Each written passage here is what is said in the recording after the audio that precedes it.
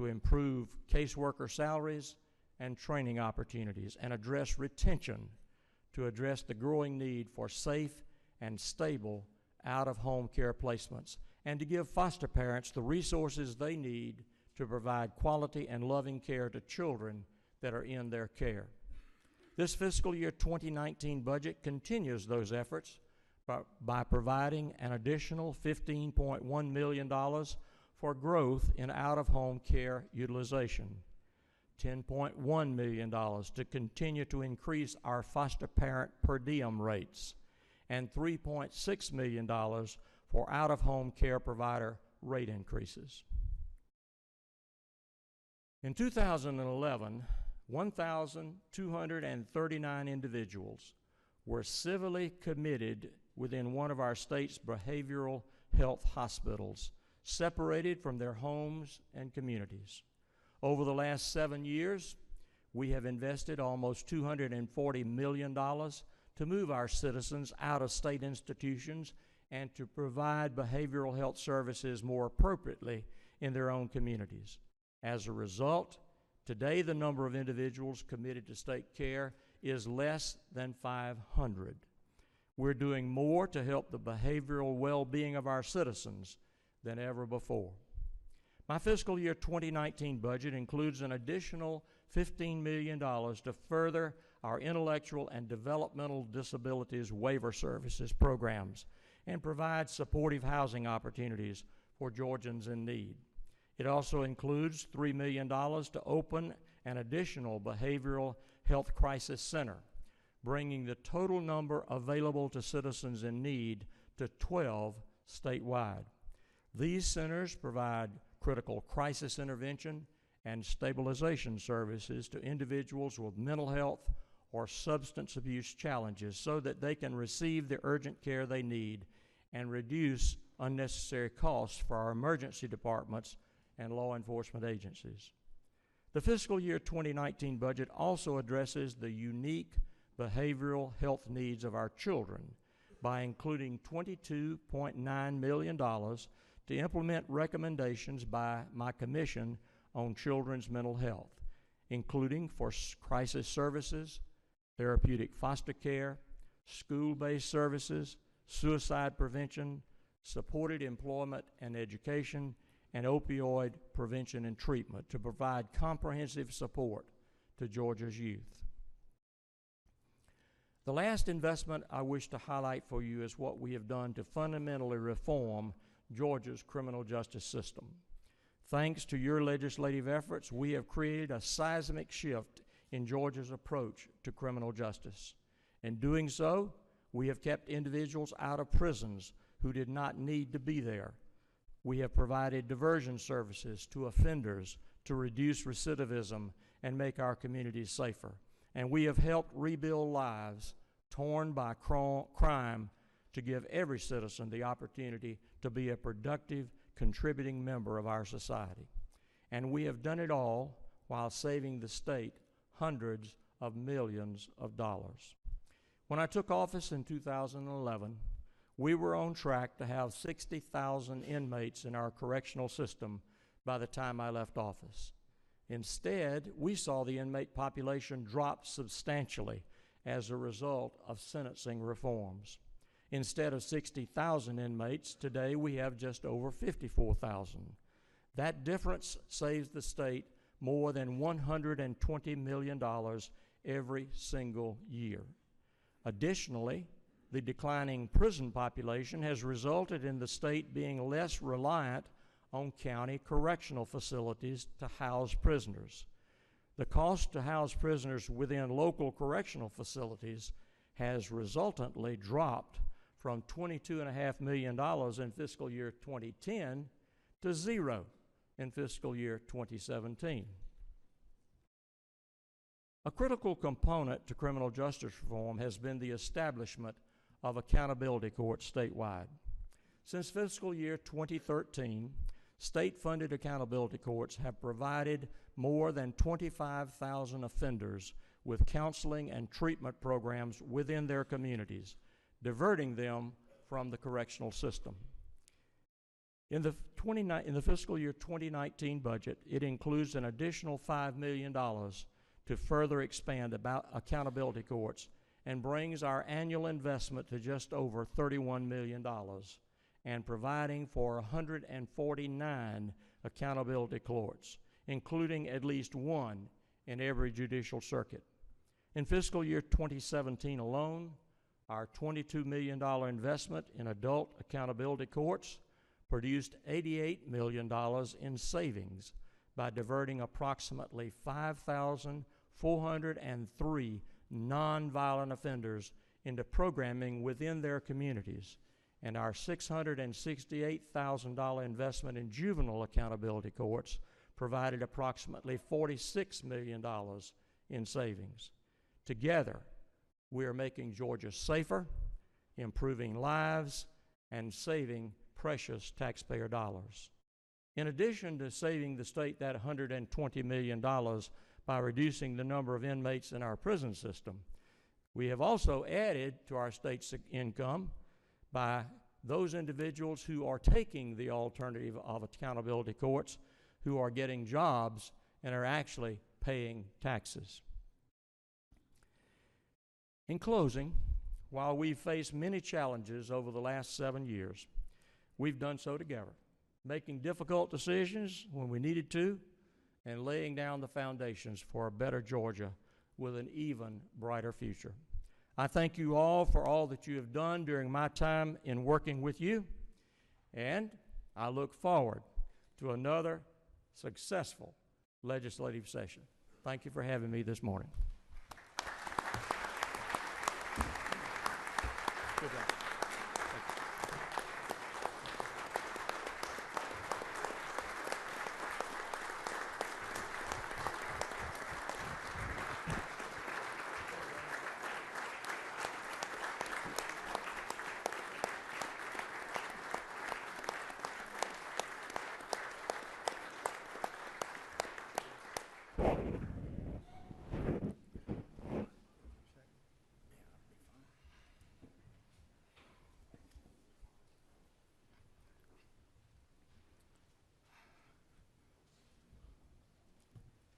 Well, now that you've heard all the fun stuff, here comes the details.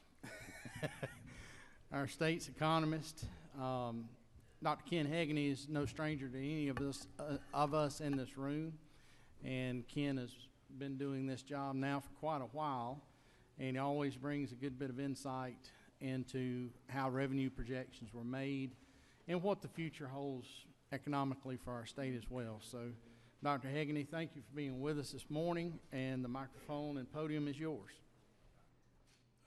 Thank you. It's a pleasure to be here, and I'm having technology challenges figuring out how to do this.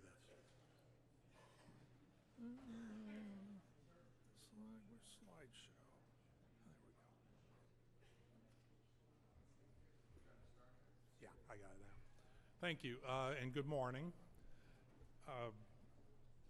What I plan to do today is what I've done in the prior years here, give a quick recap of the prior fiscal year 2017, talk a little bit about the year-to-date revenue performance that we've seen, review the economic trends and outlook, and then summarize the revenue estimates for the amended 18 and fiscal year 2019 budgets. So in terms of 2017, we experienced the year Governor Deal just described. Solid growth, conservative revenue estimates. So we had projected about 3.1% general fund revenue growth for the fiscal year. We achieved 4.7% in overall collections. And that does two things. It allows us to continue to build the revenue shortfall reserve, and it allows us to do that while providing enough excess funds to meet the mid-year adjustment appropriation, the 1%. And so we did achieve both of those objectives in fiscal year 2017. And as Governor Deal showed you, we've built the RSR up to a little over $2.3 billion. So in terms of revenue performance and results, fiscal year 2017 was a very good year. And then when we look at year-to-date growth, We need about 1.9% tax revenue growth to meet the existing 2018 budget based on final 2017 revenues. So not a lot of growth required, a little under 2%. And then through December, tax revenues have grown 4.1%. So we're doing above plan growth year to date. So that's, again, good news. A couple cautions we'll get to in a minute. When we start to break down those numbers, the upper left chart shows our withholding revenue growth on a 3-month moving average basis. And that shows withholding revenues finished the year growing a little over 5% year over year. So pretty good growth, down from what we saw in much of 2017. And we had seen a little dip at the beginning of the fiscal year, which was starting to create some concerns, but then we finished strongly over the last quarter. So withholding seems to be doing well, and that reflects, I think, a labor market that's growing. We have job growth. We have wage growth in the state, probably a little stronger than what we see nationally. And so that's good news from a labor market standpoint. In terms of sales tax revenue, the red line shows the net growth to the state. Department of Revenue collects all the sales taxes paid, distributes the revenue to the locals based on their taxes, et cetera, and then the remainder is for the state. And we finished the year growing about 4%. Now, one interesting thing is you see a big gap there between the growth rate in gross revenues and what we see at the state level. And I think there's probably two main factors that explain that. One is during this period, we had a new T-SPLOST implemented in the metro area Atlanta, primarily city of Atlanta and for MARTA. And so that promoted growth in local sales taxes, but not in the state sales tax. We also went through a period where the Department of Revenue was working through prior period returns and doing some catch-up in terms of sending money to the locals, and that's reflected in a higher distribution to the locals, lower net to the state. And then a final issue, not clear how big this is, but through much of 2016 and early 2017, food prices on the whole were falling, declining on a year-over-year basis. We, of course, our local governments tax food, the state does not, and so that tended to boost state revenue growth in the early 17 period relative to local government growth. That's gone away. Food prices are rising again, if you probably know that if you go shopping, but I think that's really the rationale for why we have that gap in those two lines in recent months. The cautions I see are here. The upper left chart shows all the individual payments to our individual income tax, excluding withholding. So quarterly estimated payments, payments by out-of-state taxpayers, returns. And what we saw was fairly weak growth through much of this fiscal year. And then last month, but particularly this month, we saw really a big surge in those kinds of payments. And it's not absolutely clear what's going on, but we suspect that the tax reform at the federal level is causing taxpayers, both corporate and individual, to have tax strategies to minimize their net position. And so we think people were trying to shift payments into calendar year 2017, tax year 2017, and that's reflected in that huge growth in December. These payments grew 52% year over year in December compared to the prior December. So a very big shift. And the concern obviously is that we've taken revenue from January, February, March, moved it into this 1 month, and so we'll see slightly weaker growth in the next few months. A more benign explanation is we had a tremendous year in the stock market. People realized they had lots of capital gains they need to pay taxes on, and so they just did it at the end of the year. But we see the same sort of behavior in corporate payments. Weak performance early in the fiscal year, much stronger at the very end of the year. So that's really it's very unusual for the two-handed economist to only have one kind of area of worry at this point. So fairly good news here, really good news. So in terms of the economic trends, highlight four things. I said the economy is near full employment. It probably is really, if it's not there, it's really, really close. Nationally, we've got very sturdy job growth. We've got low unemployment. The one caveat is we still don't see sustained wage growth across the U.S. In terms of some of the components, consumer spending growth is solid, manufacturing's doing fine. The housing recovery is continuing. We're still well below where we were prior to the recession, but we're still moving back towards we were. And we've seen the Fed begin to raise interest rates, even though inflation is still below target. So we're moving back towards from monetary policy standpoint, we're moving back towards more of a normalized policy stance.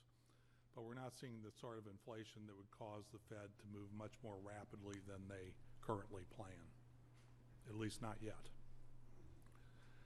In terms of specifics, the U.S. added a little over 2 million jobs in 2017, finished the year averaging about a little over 200,000 jobs per month in job additions. For the full year, that's about the same as in 2016, so continued solid growth.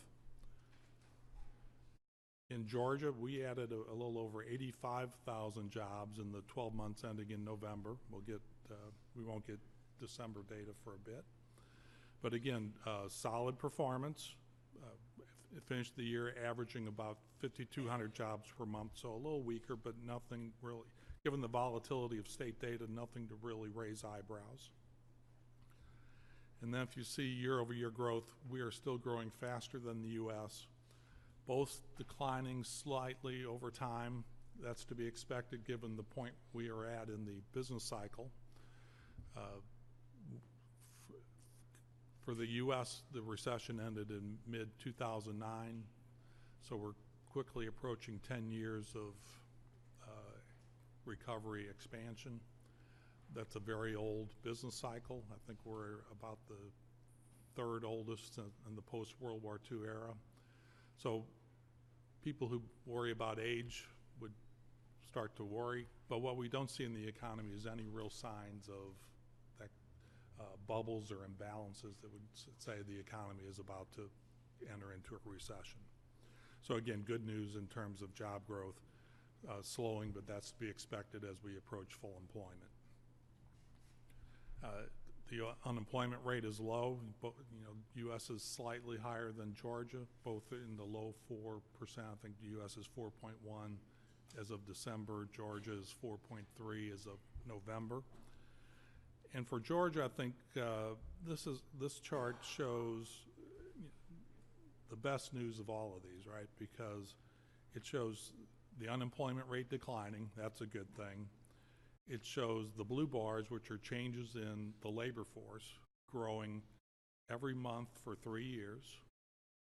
Even, there's that 1 month in 2016 where it barely grew, but it was positive.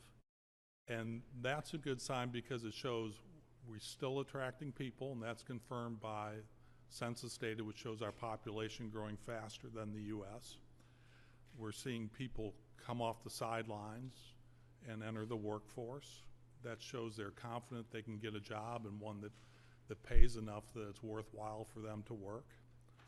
And then the gold bars show changes in employment. So there are jobs to be had.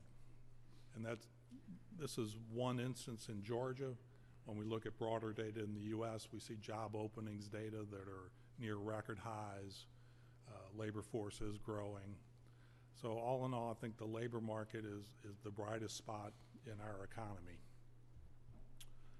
In terms of consumers, real spending growth is solid, not spectacular. We're around 2.5 to 2.75 year-over-year growth in real consumer spending. What has stopped really growing is automobile sales. nationally there. Sorry. Nationally, fake data. Nationally, they've been doing okay. That's been boosted by all the cars that were wiped out in the hurricanes, and so that's boosted sales in the short term. When we look at Georgia, new vehicle registrations, we've seen, I think over the last 4 months, we've seen year-over-year declines in the number of new cars registered. And again, to me, that's not a sign of that the economy is weakening. I think it's a sign that we had this period was nobody was buying cars. There were only 9 million cars being sold in an industry that was used to selling 16 to 17 million a year. People bought a lot. They had pent-up demand. Vehicles were old, and that's generally been satisfied. And so it's becoming, I think, harder and harder to boost new automobile sales. So that is one sign, one area where we're seeing consumer spending not growing as fast as previously. But overall, consumers are still spending. They are boosted by high wealth.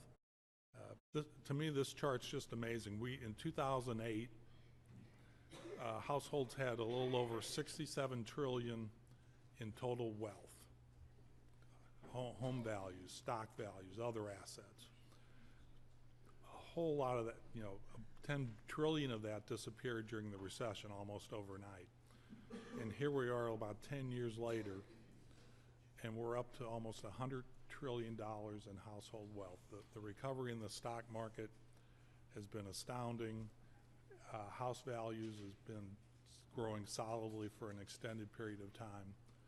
And so the household sector as a whole has gotten wealthier and wealthier. And when people have wealth, they tend to spend. So again, we don't see that ending, and we continue to see consumers spending. The other factor that's important is their real disposable income. There's inflation, there's fixed payments they have to make, and what's left over is what they can spend on discretionary things. And again, growing solidly, not spectacularly, just a little bit under 2% year over year as of the last data point here. I think this is through November. The one caveat is we saw consumer spending growing 2.5%. We see incomes growing a little under 2%. So people are borrowing more to fund their spending. Credit balances are growing, and people are saving less to fund their spending as well. So things to keep an eye on. But when you look at the household sector balance sheet, assets are up, debt obligations are down, are pretty low, and so they're in very good position to continue spending. In the housing market, the blue line here shows starts in Georgia, and the red line shows starts in the U.S. And what we see is a very volatile but continuing trend of growth. We had a step back in the middle of 2017, but now we're all back on track to grow. So housing is moving ahead, but if you look over to the far left, you see that starts are still well below where they were in the 2007 time period. So it suggests there's still a long way to run in terms of the housing recovery. Prices are still growing moderately, a little over 5%, both nationally as measured by the composite 20 index, and a little tiny bit less in Metro Atlanta. But again, solid growth, nothing spectacular. If you look at where the Atlanta Metro median price, we are slightly ahead of where we were at the peak prior to the recession, about 1 to 2% above that level. So although prices have risen steadily and for a long time, they fell very sharply and just now really back to where they were in that time frame. And then the final slide here is the inflation is measured by the personal consumption expenditure deflator, the core deflator. So it takes out food and it takes out energy because those are so volatile that this is how the Fed looks at it in terms of trying to decide if inflation is heating up and whether they need to take policy action to stem that increase in inflation. And what we see is that it's had ups and downs, downward trends, upward trends, but basically run between 1.4 and 1.9% over the last 2 to 3 years. So the Fed's target is 2% essentially, and so we're still well below that as we end the year, about 1.5%. So still room for inflation to heat up before we'd expect to see more aggressive policy action. But I do expect the Fed to continue raising interest rates over the coming months and years. So even though inflation's low, I think they'll continue to try and back away from their very aggressive stance. So in summary, I think the most likely growth scenarios that we continue at the moderate pace we've been through for much of the recession or recovery and in 2017. And that I expect that to continue through the budget horizon. The fundamentals are good. We have growing labor markets. Consumer spending's growing at a moderate rate. Households and corporate balance sheets are in good shape, and inflation's low. So I think that sets the stage for continued solid growth both here in Georgia and in the wider economy. Here we have solid job growth, excellent unemployment conditions, low unemployment, growing labor force, growing household employment. And we're seeing personal income growth, or we have over the past year, higher than what we've seen, at a higher rate than what we've seen in the nation as a whole. I think two big things to keep an eye on that could change that outlook. As I mentioned, I expect the Fed to continue raising interest rates. And if for some reason the economy doesn't adjust to that easily, cleanly, that could have negative impacts on the economy, primarily through the interest rate sensitive sectors, housing and automobiles. The upside potential, I think, would come from the recently passed federal tax code changes, particularly in the budget period. I think there's the possibility that that would boost growth, especially in the near term. The longer term outlook's a lot murkier, but I think that could boost the economy, at least for a short period of time, at least through the budget period that we're dealing with, a year and a half. So that's the outlook. The revenue estimates, I think, meet Governor Deal's criteria of conservative and reasonable. I hope they do.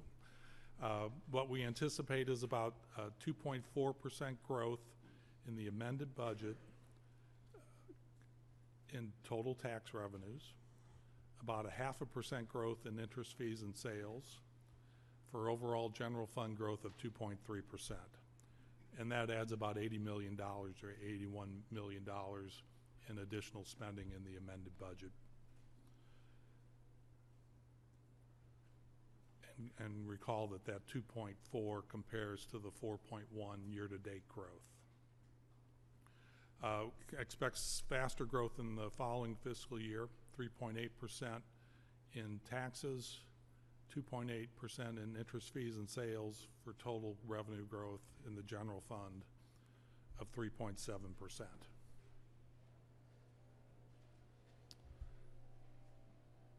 So that's my story. Happy to take any questions you may have. Well, it's your story, but are you sticking to it? Yeah, absolutely.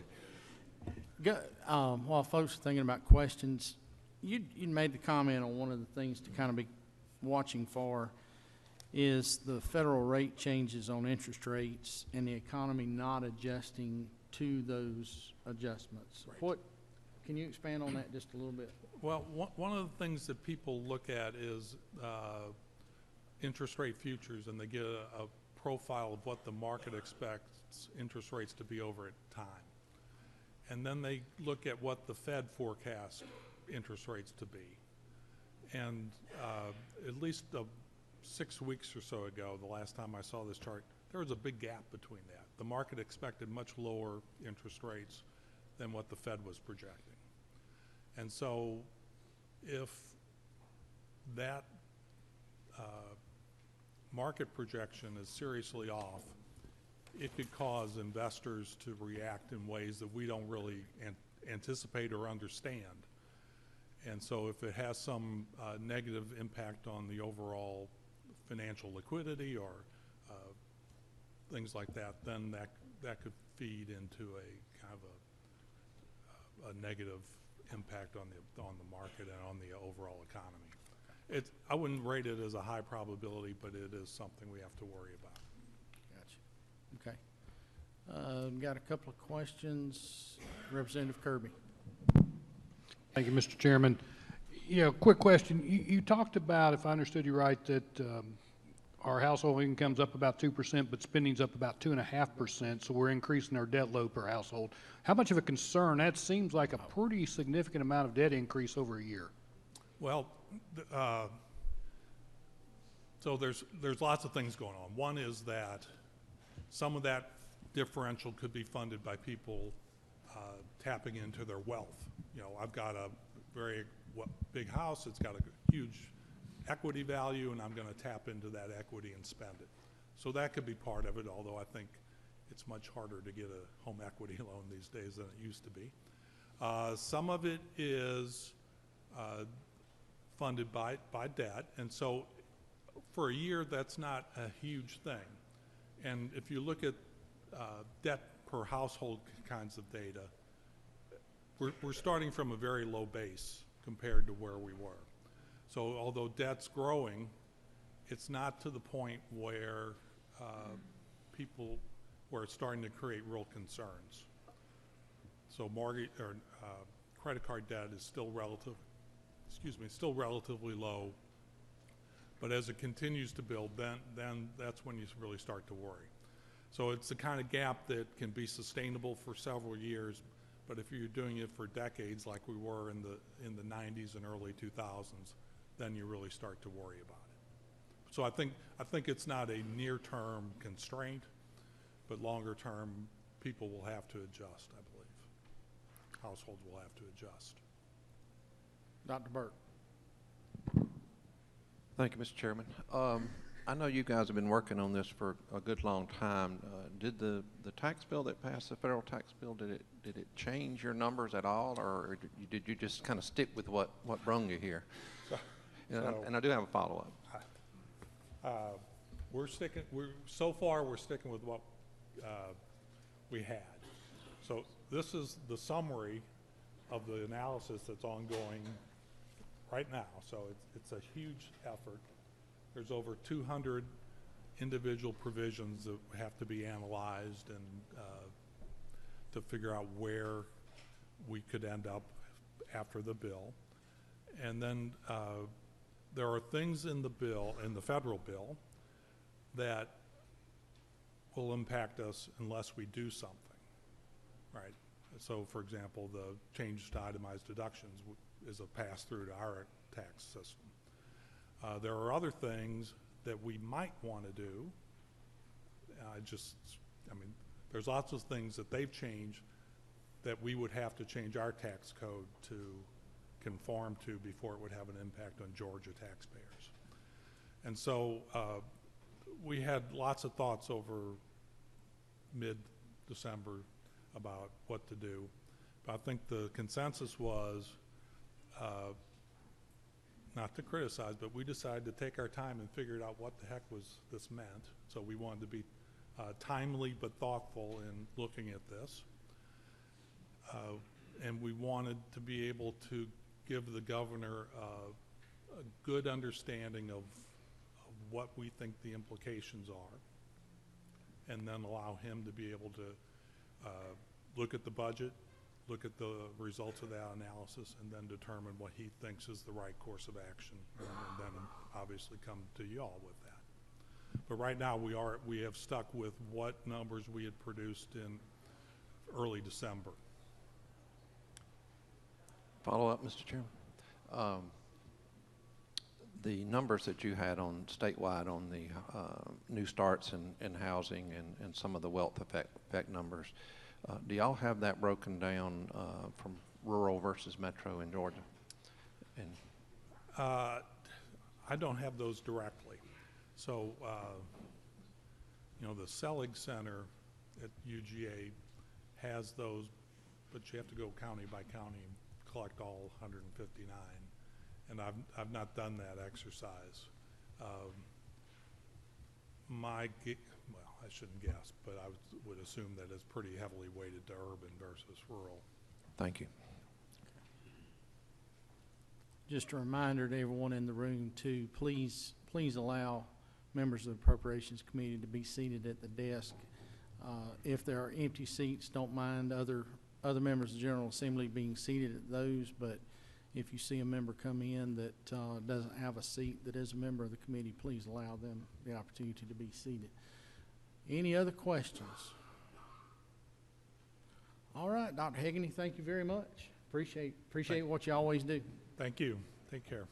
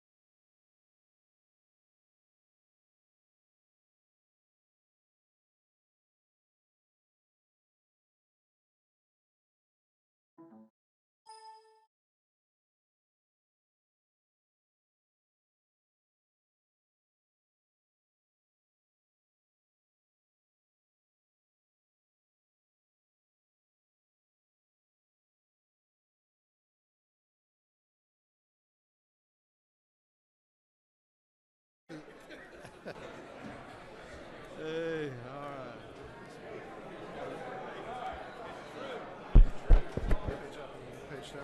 Okay, y'all give us attention. Thank you very much, ladies and gentlemen. We're right on schedule. Our next speaker is the Superintendent of Schools, Richard Woods. Superintendent Woods, we're glad to see you. The floor is yours. Okay. Again, Mr. Chairman, members of the Joint Committee, it's a pleasure to be with you once again and to just give you some updates on the state of education within Georgia. It really is a pleasure to be with you and just to share with you that the state of education is actually very good and improving throughout our state.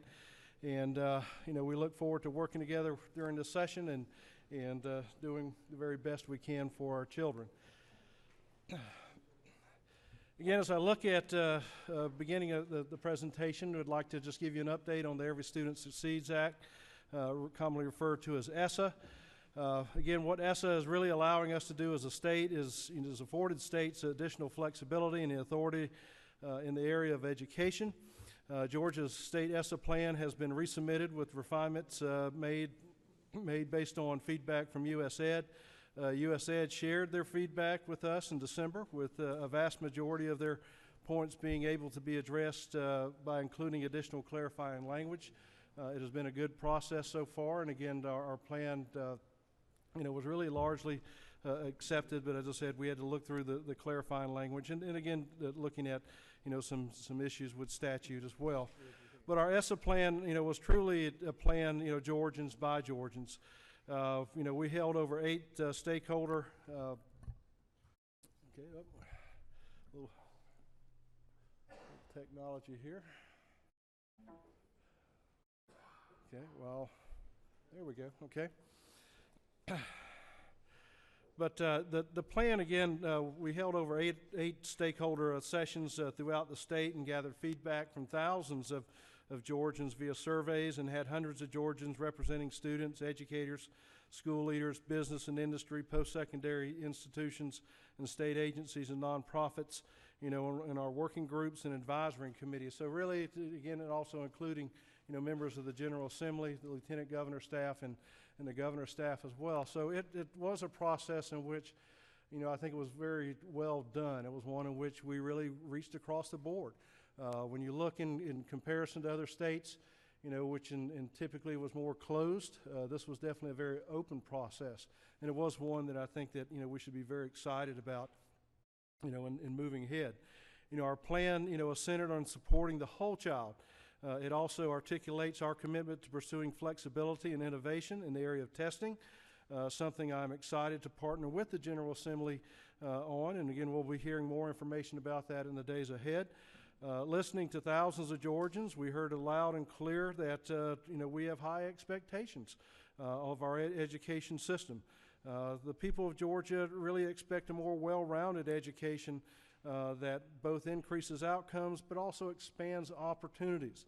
And I think that we're seeing that again upon taking office, and really as during my time at the school level, it was one where it was one size fits all, and really kind of narrowed our approach to education. But again, we're seeing a trend in which we definitely have more flexibility. But I believe that ESSA, our ESSA state plan, lays out a clear path of our state for to meet that expectation. As we look at Georgia, we have a lot of great things that we can say and we can brag on as what has taken place, and especially during my tenure of the last 3 years. But Georgia is on the move. It is on the move, already delivering on increased outcomes for our students. At over 80%, our graduation rate is at an all-time high based on the new cohort model. On the SAT and ACT, Georgians are outperforming, the nation. Where the trend is going down, we are actually going up. And again, that's also very true for our subgroups as well. Georgia milestone scores are trending up. We're seeing, across the board increases in CCRPI for elementary, middle, and high school. More students are taking advantage of AP, dual enrollment, and participating in STEM and STEAM opportunities. No doubt there's more progress to be made, but Georgia is moving in the right direction. In addition to increasing outcomes, we have focused our increasing opportunities for students. One area that I specifically would like to highlight is our CTA program, or Career Tech Ag Education program. This is one of the most successful programs in K-12 education. CTAE is providing tens of thousands of students with multiple pathways for success.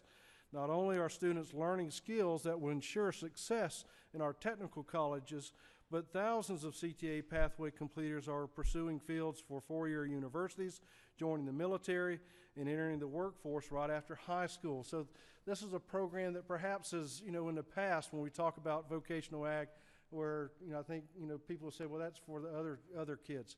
Well, this is for all of our children in Georgia, and where all children, benefit. And I think we have a very diverse, cross-section of students, whether it's attending USG, TSG, military, starting their own business. This is something that which we are doing a great job in reaching out to our children. Decades ago, again, CTAE was seen as a vocational education or a shop class. Today, thousands of students are earning thousands of industry credentials and succeeding across the board. The young woman at the top of the screen that you see, her name is DeAndrea Wiggins. DeAndrea was a 2017 graduate of North Springs High School in Sandy Springs. discovered her love for technology through web and digital design, CTA pathway. She is now majoring in computer engineering at Georgia State, minoring with a computer science and entering with the Fulton, interning with the Fulton County Schools Help Desk. The young man that you see on the screen is Clayton Slivers. The ROTC pathway, or he was in the ROTC pathway at Troop High School, was the first step to Clayton's military career. He's now attending this, continuing that path in the United States Military Academy at West Point. CTA pathway completers have a 98 or 96% graduation rate, nearly 15% higher than, the state average. Remember, not only do honor students take these classes, but also at-risk students with disabilities and English language learners. CTA serves, all students and has proven a track record of success across our state. We have strongly committed to being, responsible to the needs of business and industry, with our CTA program as well. We hired an economic development liaison at the department to coordinate with the state agencies and businesses and industry partners. We worked with school leaders and members of the Economic Development Association to create a certification recognizing school districts that are, forming strong partnerships with and being responsive to business and industry needs. We developed cybersecurity, industrial maintenance, granite, and computer science pathways that are in direct response to business and industry needs. We've traveled to every economic development region, pulling together school and business leaders. CTA offers more than 130 pathways, each developed with direct collaboration with business, industry, TSG, USG, and 17 career clusters. CTA is developing a workforce with nearly 20,000 students in appreciation or apprenticeships and more than 30,000 industry recognized credentials being earned by students. And again, I would also mention that, in the latest Eggs and Issues, in which the Chamber, actually highlighted, our CTA program and the work-based program that we have. In conjunction with that, I have discussions with our partner over with the Ag Department, with Commissioner Black, and looking at how we can expand, the Georgia Grown, initiative into our schools. And again, CTA will be a very valuable partner with that, especially with our Farm to School initiative. Again, looking at this as well, I think with the Georgia Authentic, program initiated by the Chamber, we hope to, reach out to them, because what I have found out is that throughout the state, we have a lot of great initiatives, and again, many cases, especially in the rural areas of the state, we can have, what I would say is a lot of cottage industries within our CTA program, and perhaps use that as a catalyst to help bring business and to have, business partnerships throughout that way. But also what you'll find out as I travel throughout the state, that most of our, if not most of many of our local school systems, they are, putting a lot of emphasis in capital outlay in creating, new buildings that support the CTA program. Whether it's up in Union County or down in the southern part of the state in Colquitt, you'll find that we have a very strong commitment in our K-12 system to support this, to expand this. And again, it's not making sure that we swing to the pendulum where we overemphasize. At one time we said that everyone needed to go to a four-year university, but we want to make sure that we do not overemphasize and say everyone's going to, a technical college as well.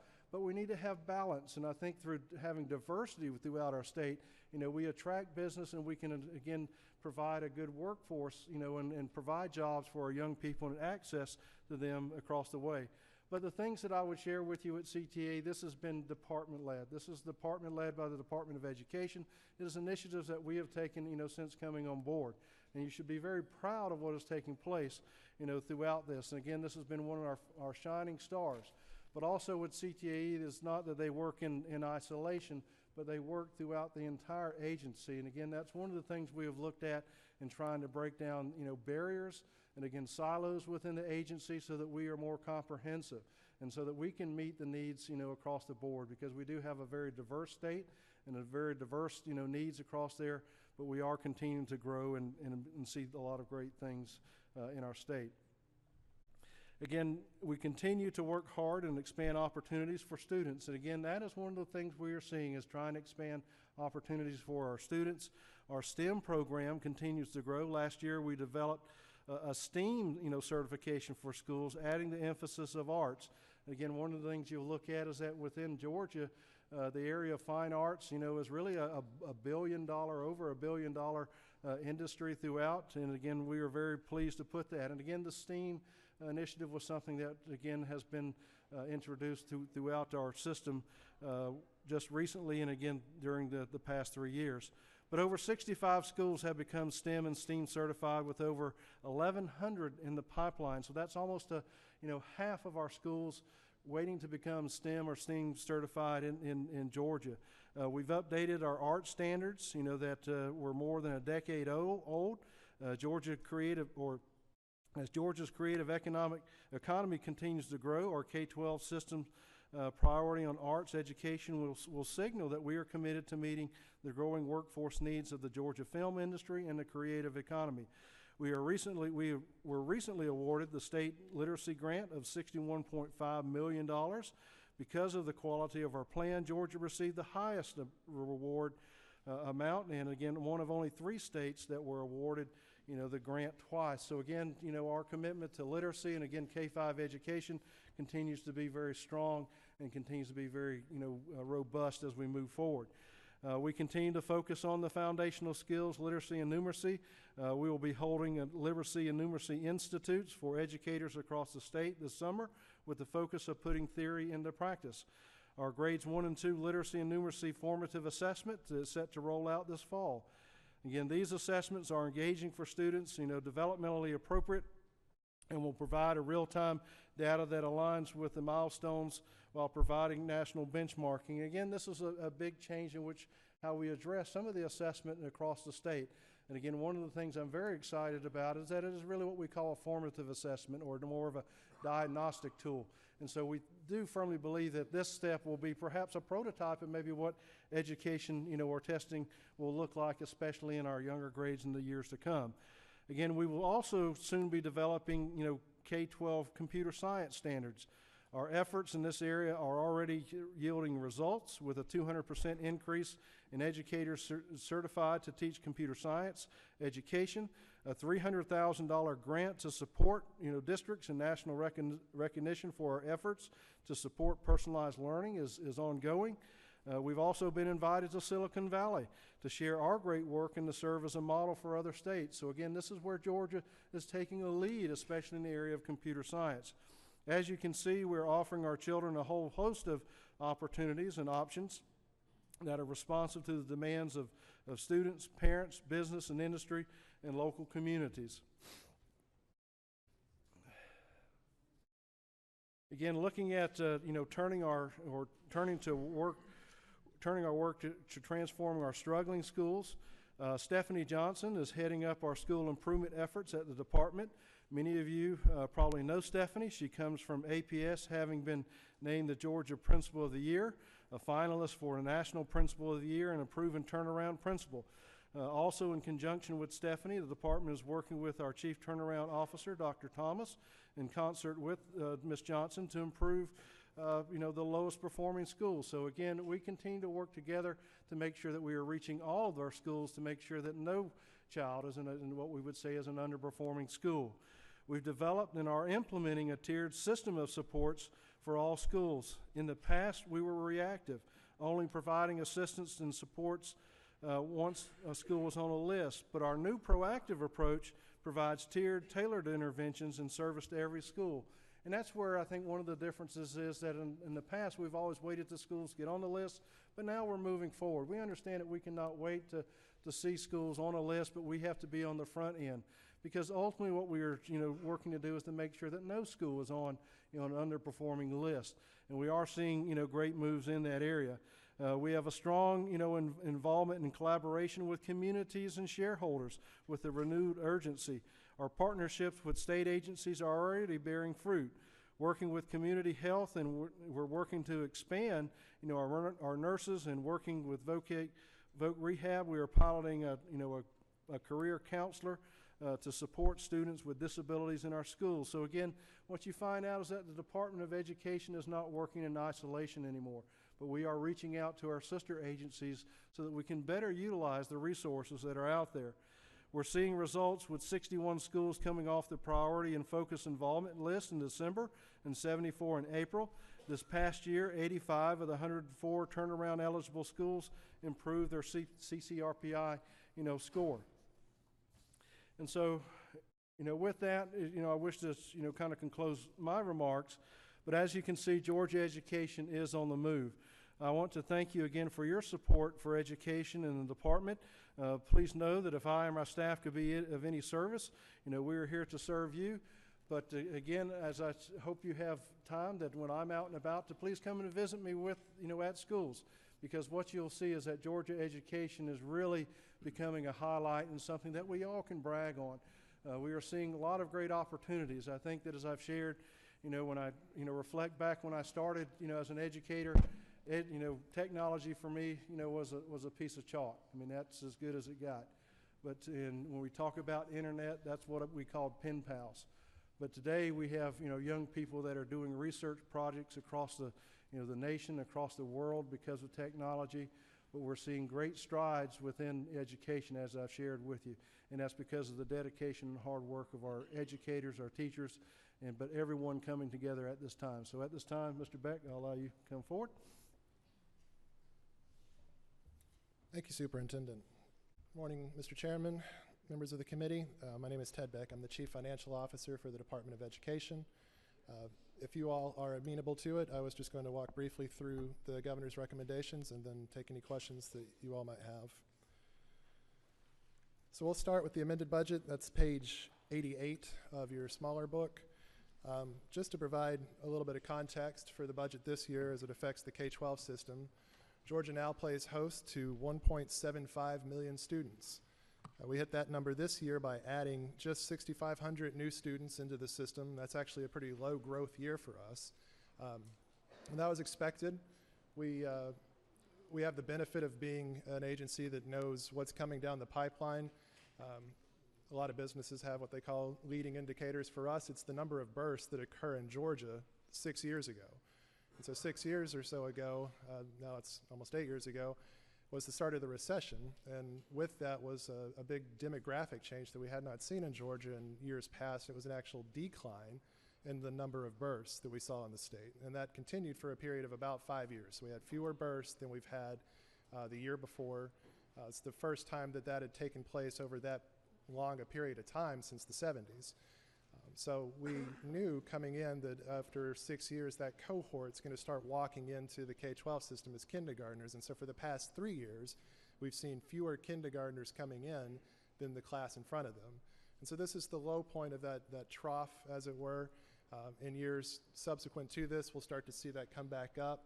But again, we're lucky that we can just take that number that the Department of Public Health publishes and say 95% of those or so are going to be what comes in the door in 5 years from now. So that's a low growth year. It's 0.38% as compared to the year before. That's in contrast to high growth years where we had 50,000 students at a time, 3.5% or so. So all in all, you would think that would make it a fairly cheap year in terms of what we have to do as a state to fund the system. And in some ways that's true this year, in some other ways it's not as applicable. We talked about growth. One of the interesting things that I saw is that growth this year, that's 6,500 new students, about half of that are what we call students going into a traditional school district, just a normal public board of education. Another 3,500 of that 6,500 are actually new students in what we call our state-approved charter schools. So we do have the State Charter School Commission. They are a body that authorizes charter schools that aren't authorized by a local board of education, so these are state-approved. That number, the number of schools in that group has increased year over year. And so more than half of the new students that the state is seeing this year are actually attending one of those schools. The growth that we have seen, I would not characterize as universal. Over half of our districts, so 52%, actually saw a decrease in the number of students in comparison to last year.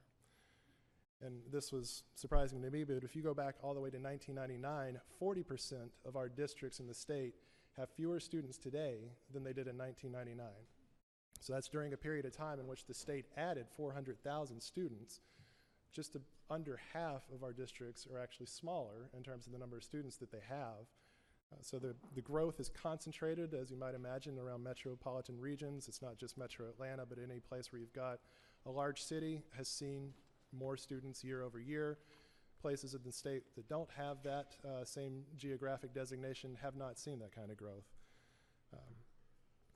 Companion to that is the idea around how we fund our school districts. So this is thinking about property tax as kind of the second tier of support. So you've got the state's share of the K-12 system, which pays for just about half of all the dollars that go into that. Property taxes at the local level pay for the next 40% or so, and federal funds make up that last 10% in most years. So the digest is up this year. When we talk about the property tax digest, we're always looking 2 years in the past. So this is what we call the 2016 equalized digest. It's kind of a technical term that we use to back out sales trends, but what it's supposed to do is give everybody an equal comparison point. So it's supposed to nominally say that the tax dollar in this district is the same as a tax dollar in another district. But statewide, that number's up $50 billion this year. It was up $40 billion the year before and $20 billion the year before that. So we are seeing, as a state, the benefit of increased housing prices, increased assessments around commercial property in areas where that recovery has been taking place. Again, just like with student growth, 30% of our districts saw a decrease in their property tax digest this year as compared to last year. So all that, again, sets some context to say that for a lot of our school districts, things are going well. Their revenue streams are increasing. The number of students that are attending their schools continues to at least hold steady, if not increase. For a number of our districts, they continue to struggle against fewer resources, fewer students, and that's just in light of the idea that there's an economy of scale that takes place once you've got a certain number of students, but in the end, it just costs a certain amount of money to run any school district. So even if you've only got 1,500 students, it's still going to cost about the same to turn the lights on, maintain the building, get students to and from schools, pay the teachers that you have. They struggle to cope with a lot of the challenges in making sure that they're able to meet all their obligations. So with that, the amended budget's actually fairly quiet. Beginning on, again, page 88, you'll see the same two changes throughout the amended budget. Those of you that have been in the budget world for a while probably have heard us refer to those as statewide changes. These are budget items that occur in every state agency and every state agency program. A lot of times these are pass-throughs where we're paying back some sort of a state authority. In this case, this is the Department of Administrative Services self-insurance, so this is our risk pool for workers' comp, those types of payments. And then there's an item related to the merit system, so this is our human resources statewide organization. I won't cover those in any detail, but to say that the sum total of all the changes that you see programmatically amount to less than $16,000. So the only tangible budget changes that you'll see in the amended year starts on page 89, and this is in the Business and Finance Administration program. There's a recommendation there for $15 million in cash to pay for school buses. Historically, we've done bond requests for school buses, given that it's a good that you can hold on to for more than 1 year. That said, this is kind of a budget move that we've seen before with other capital requests that we've made, where the state has the funding in cash as opposed to borrowing it. We have seen recommendations to fund that in cash and just to allot those funds out that way as opposed to actually issuing a bond for them. So that would equate to, according to our formula, somewhere around 190, 200 buses. The formula we use is about $77,000 for a bus. Once the school system actually orders the bus and outfits it with all the things that they need, air conditioning, all the other ancillary communication equipment they might need, it usually ends up costing around $90,000. So I'd say that all in all, that $50 million represents between 150 and 200 buses as it would apply to the school systems themselves. On page 90, this is the Quality Basic Education Program down there at the bottom of the page. So this is the big ticket item for the amended year, and this is the only other budget change you'll see outside of the statewide changes. As I mentioned, it's a slow growth year. It's 0.38%. This midterm adjustment is something that occurs every year. It's one of the reasons the state does a supplemental budget. for the current fiscal year. This is to catch up any district where we didn't fully fund all the growth that occurred this year. And so this catches all those districts up. We never reduce funding for any district, so if your district saw fewer students this year than we thought when we did the original budget, you don't lose that money because all the districts have already entered into contracts with their teachers, so I understand that obligation still exists. But for school systems that grew more than was originally funded, this is what catches them up. And so the sum total of those changes is $102 million. Most of that is just the pure midterm adjustment, that $86 million number you see in the top of that list. Those are for your traditional districts. The remainder of that is largely the $16 million that are again going to those state authorized charter schools. And so that is the amended budget. So if you'll change over to your big book, beginning on page 143 for the FY19 recommendations. So there's 4 statewide changes in this budget as compared to the 2 that are in the amended budget. Again, it's the same group. You've got the self-insurance for the risk pool, the merit system, that's our human resources group. One of the bigger ticket items for us that we're a little bit unique is the TRS adjustment. So there's a recommendation this year at the state level to increase the employer share of the teachers' retirement system payment from 16.81% to 20.9%. So that's close to a 4% adjustment. We as an agency have more TRS members than most state agencies do. As you can imagine, we've got a lot of teachers and educators on our staff, and so a lot of these people are TRS members. So that increase for the employer's contribution to the system for us in total is $4 million. That probably won't be as large for a lot of the other agencies that you see outside of the university system today.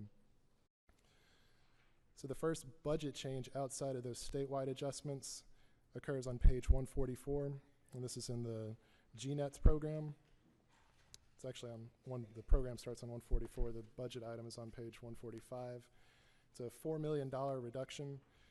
That is the result of about 200 fewer students in the GNETS program this year as compared to last, and so that funding reduction is largely related to that, and there's some administrative expenses that are coming out of that program as well.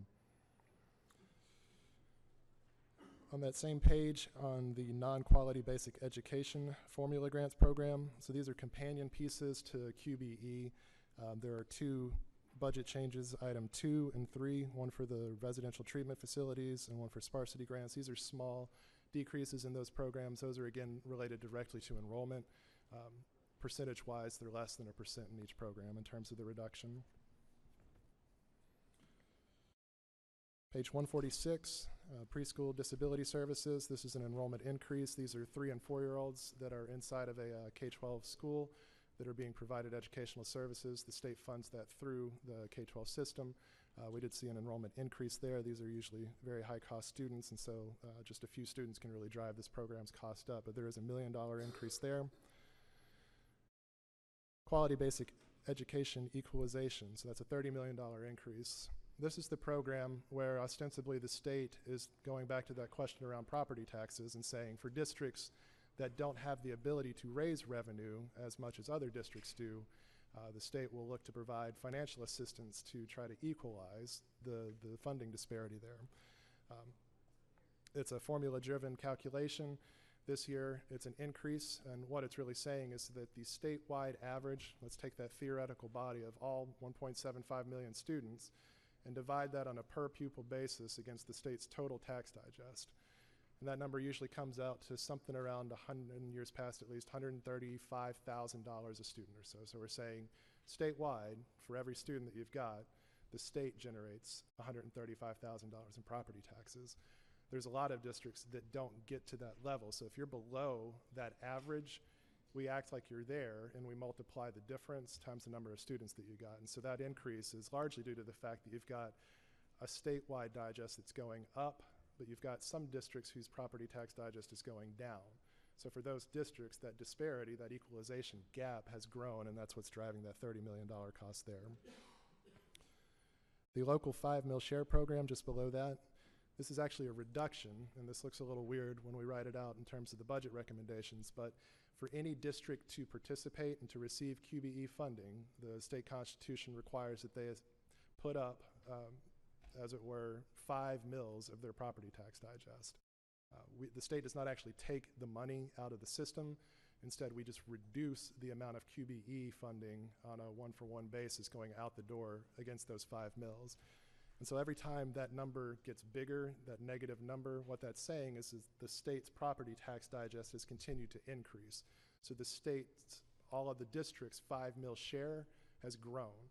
And so it lowers the burden on the state side somewhat. And so all things being the same, this year, this would have made this one of the cheapest adjustment years for the K-12 system as a whole, but for that TRS adjustment we talked about. But because the total statewide property tax digest went up $50 billion, you'll see this corresponding $100 million decrease on the QBE side. The QBE program, and again, this is where you'll see the majority of our changes. The big ticket item this year is that first line, item number 1. So this is the TRS adjustment as it affects all of the teachers in the instructional corps in the state. So just as I said that we as a department have a lot of educators on staff, that employer contribution's going up. So this is what's happening inside the system. So the state-funded portion of every teacher's salary is going to see a 4% increase in what that TRS payment looks like. And so when you multiply that out across the 115,000 or so teachers and administrators that we've got, you end up with a $290 million item. The actual growth inside of the system as it relates to students is that $120 million number below that. And so all the other adjustments you see below that $120 million growth number, these are just ancillary changes that, again, are all formula-driven. Most of them are fairly small. The only other substantive change you'll see there is the funding for state commissioned charter schools. So again, that enrollment growth on the state authorized charter school side creates that additional cost driver there. All told, if you add up all of the QBE pieces, so in this case I'm talking about equalization, the 5 mil reduction, and the QBE contribution, it's a total of $351 million, almost $352 million. So that is what the state will be putting into QBE in the FY19 cycle. And again, it represents the largest change departmentally for us.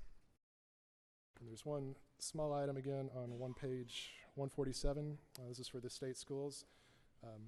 The department actually runs 3 state schools for the hearing impaired and the vision impaired. One in Macon, one in Cave Spring, and one in Clarkston. Yes, thank you, in Atlanta. And so we have enrollment changes there as well. Not a huge population of students, but anytime we see an additional increase, either on the teaching, what we call the training and experience side, that relates to the types of teachers that we have in those schools, or the number of students, you'll see a change. And so that's just a small enrollment growth and a small change in T&E that amounts to about $500,000. So with that, I'll be happy to answer any questions you might have about the budget, or the superintendent will be happy to field any general education questions that you might have.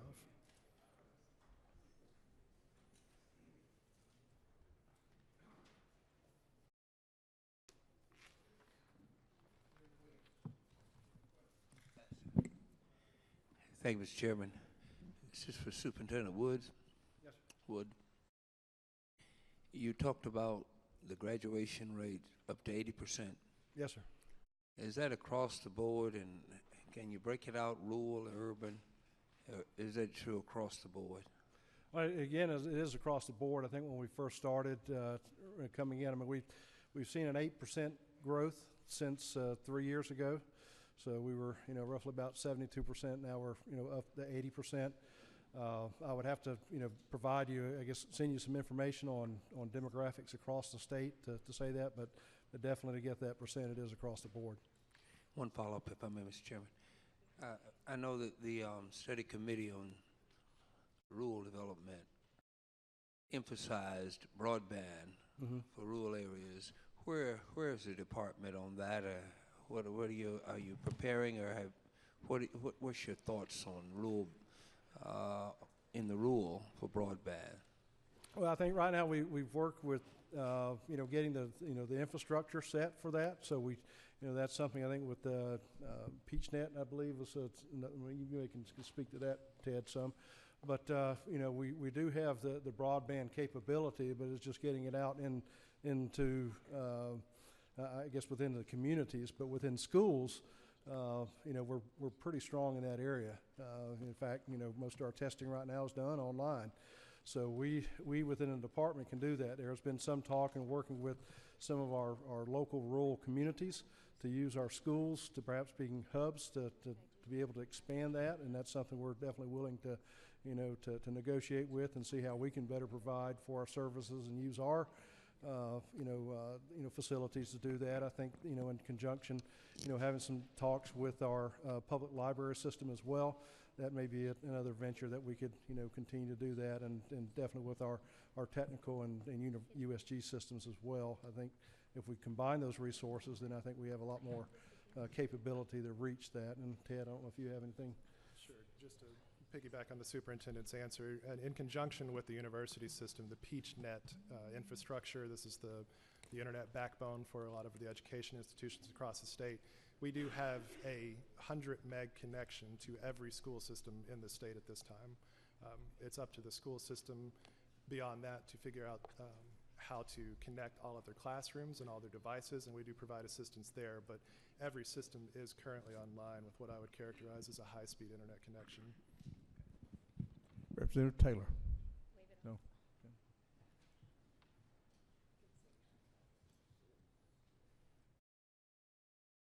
Soon to be retired Representative Maxwell. Thank you, Mr. Chairman. I'm not sure who to go to. I got a question about the adjustment for the employer share of the teacher's retirement system. I believe the governor mentioned when he was talking it was going to be about $361.7 million taxpayers' dollars going this year to fund the TRS.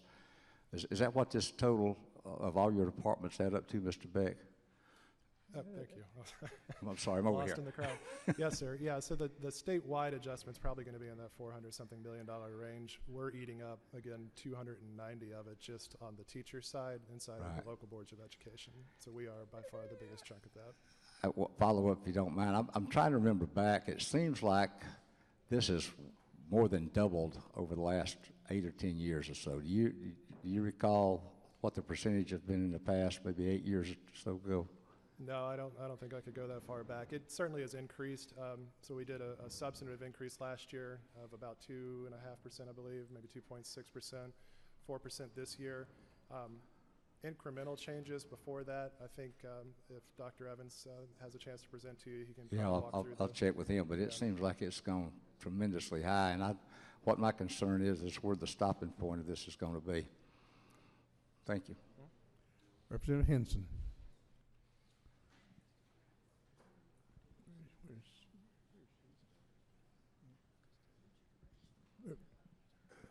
Representative Henson, did you have a question? Your light was on. Nobody Thank you. I just wanted to ask, why are we reducing the funds for the school nurses? I know it's a small reduction, but I would think we need more school nurses, not to reduce the funding for them. Sure.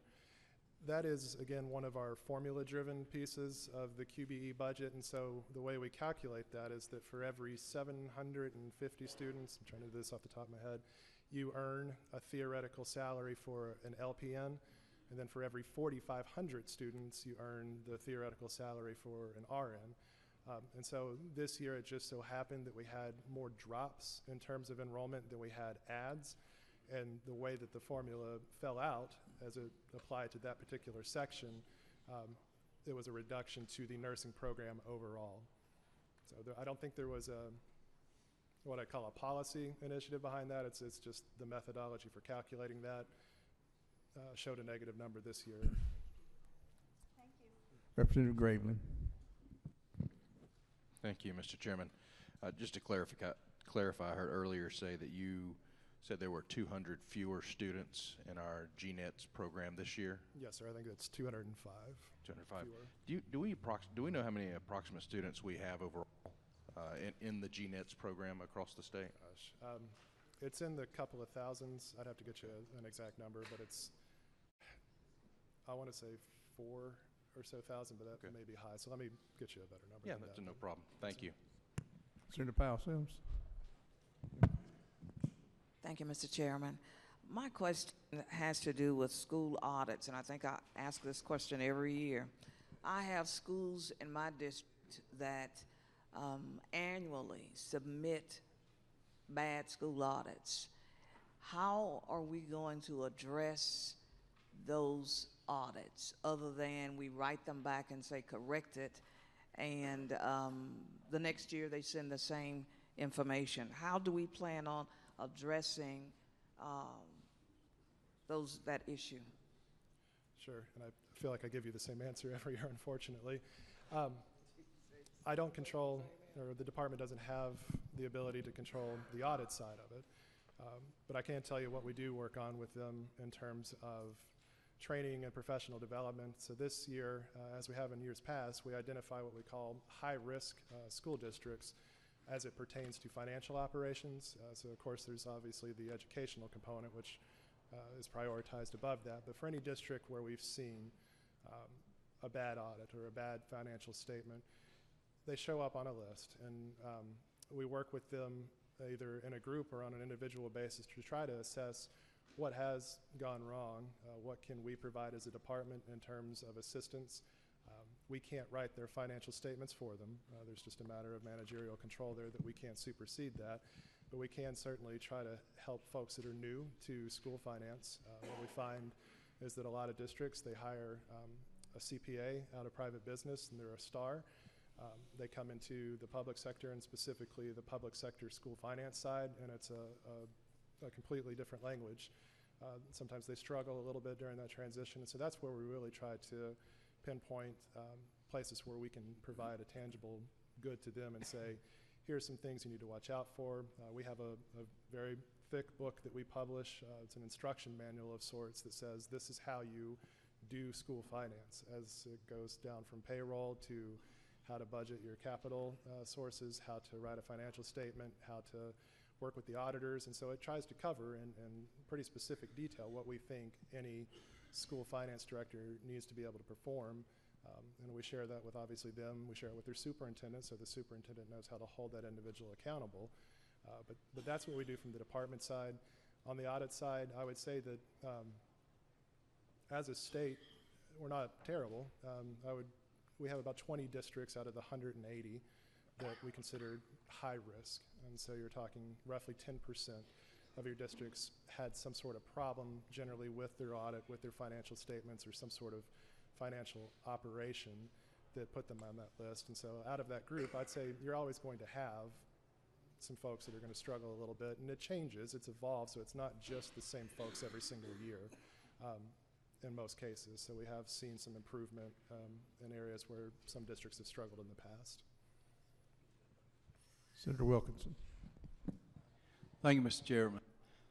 This question is from Mr. Beck. Mr. Beck, I'd like to ask you what the status of the capital equipment grants for CTAE, what's the status of those grants for FY19? Sure.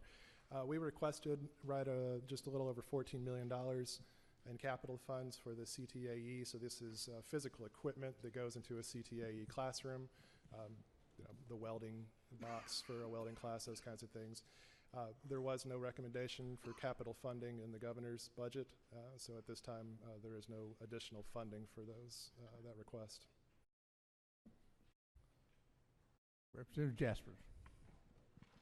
Thank you, Mr. Chairman. Up here, Superintendent, talk just a minute about dual enrollment, and just really want to hear about the dollars that we're talking about. What's the potential?